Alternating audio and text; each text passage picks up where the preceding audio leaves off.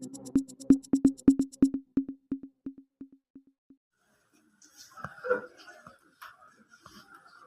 अफसोसनाक वजह आपको नए शोरूम जैसे इफ्ताह भी किया सेलिब्रेट कर रहे थे लेकिन वक्त मुहैया नहीं अचानक